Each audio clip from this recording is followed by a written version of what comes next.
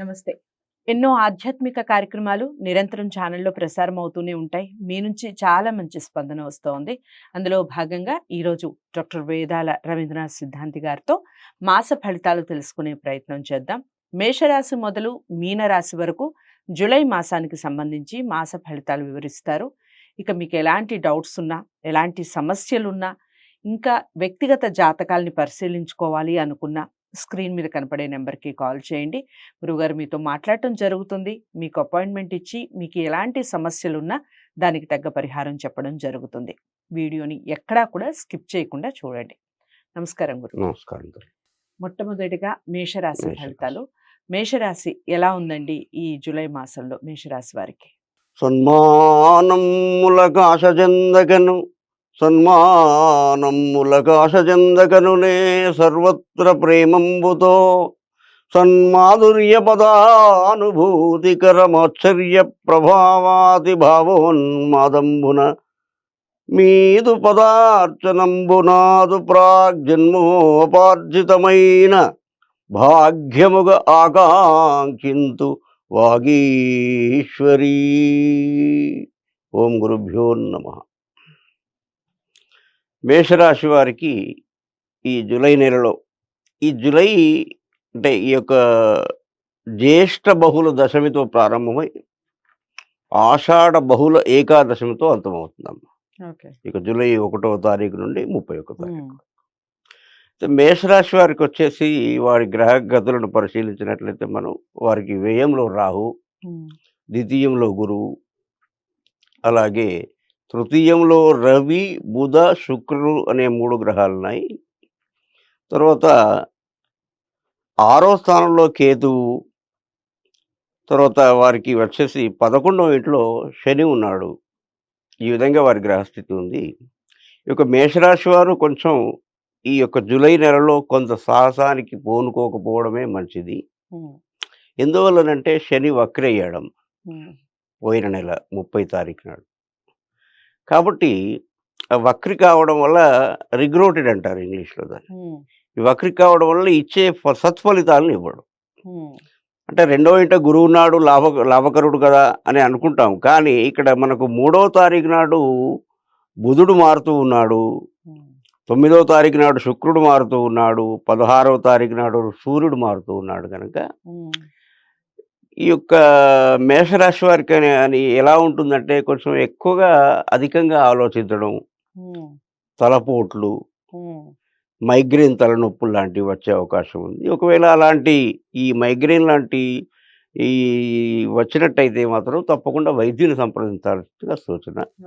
ఒకవేళ మామూలు తలనొప్పి అయితే కొంచెం టాబ్లెట్స్ వేసుకుంటే తగ్గిపోయేది ఉంటే బాగుంటుంది. ఇక జీవితంలో వీళ్ళు ఎట్లా అంటే కొంచెం ముందడుగు వేయడానికి ప్రయత్నిస్తుంటారు. ఉదాహరణకి కొత్తగా పెళ్ళైన వాళ్ళు ఉన్నారనుకో, గతంలో ఏదైనా ఒక అపార్ట్మెంట్ లాంటిది అట్లా తీసుకుందాము అనేటువంటి ఒక ఆలోచన వచ్చే అవకాశాలు ఉన్నాయి.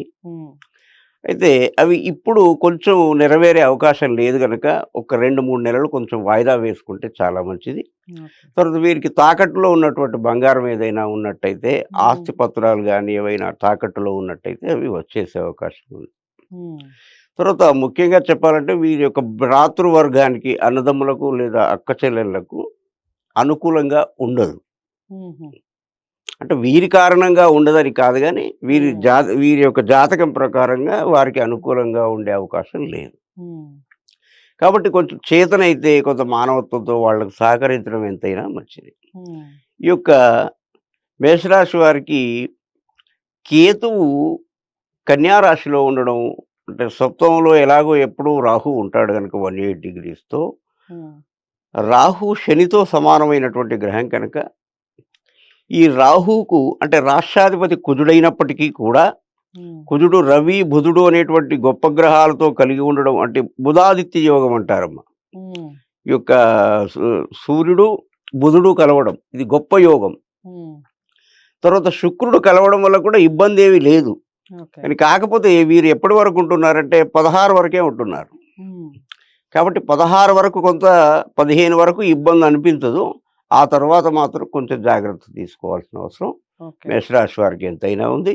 ఇక మిగతా ఆరోగ్యాలు చాలా బాగుంటాయి.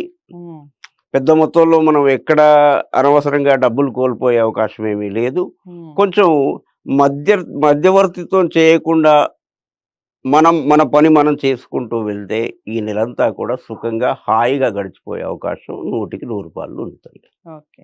మేషరాశి వారు ఇంకా సక్సెస్ అనేది సాధించాలి అంటే ఎలాంటి పరిహారాలు చేసుకోవాలో చెప్పండి? మేషరాశి వారు ఇంకా సక్సెస్ సాధించాలి అనుకుంటే కొంచెం పెద్దవారిని గౌరవించడం. హ్మ్. పెద్దవారిని గౌరవిస్తే ఏమొస్తుంది అంటే వారి యొక్క మనసు ఆశీర్వాదం వస్తుంది.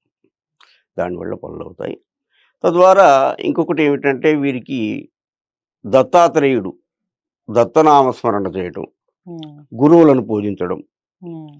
లేదా బాగా ఇబ్బందుల్లో ఉన్నవాళ్ళు ఎవరైనా ఉంటే గనక హ్మ్. పసుపు పచ్చ బట్టలో 1 కిలోపావు శనగలు హ్మ్. గురువారం రోజు గురుహోరలో అనగా 6-7 గంటల ఉదయం సమయాన్ని లేదా సాయంకాలం 6 గంటల సమయాన్ని ఏదైనా బ్రాహ్మడికి ఆలయంలో దానం ఇస్తే ఈ చీకాకులంతా తొలగిపోతాయి. అలాగే కపిల గోవు అని ఉంటుంది. దానికి తోచినంత ఒక రూ. 10, రూ. 20 గ్రాసం గోశాల ఉంటే సమీపంలో వేస్తే బాగుంటుంది. ఓకే. చాలా చక్కగా వివరించారు. అదండి మేషరాశికి సంబంధించి గురుగారు చెప్పినటువంటి పరిహారాలు తూచా తప్పకుండా చేయండి. ఏవైతే జాగ్రత్తలు చెప్పారో వాటిని కూడా పాటించండి. ఇంకా ఏమన్నా డౌట్స్ ఉంటే స్క్రీన్ మీద కనపడే నెంబర్‌కి కాల్ చేయండి. తప్పకుండా అపాయింట్మెంట్ లభిస్తుంది. మీ వ్యక్తిగత జాతకాల్ని పరిశీలించి మీకు ఎలాంటి పరిహారాలు చేయాలి అనేది క్లారిటీ ఇస్తారు. ఇక నచ్చిందనే అనుకుంటున్నాను వీడియో. తప్పకుండా లైక్ చేసి షేర్ చేయండి. ఛానల్‌ని సబ్స్క్రైబ్ చేసుకోండి. తదుపరి రాశితో మళ్ళీ కలుస్తాను. నమస్తే.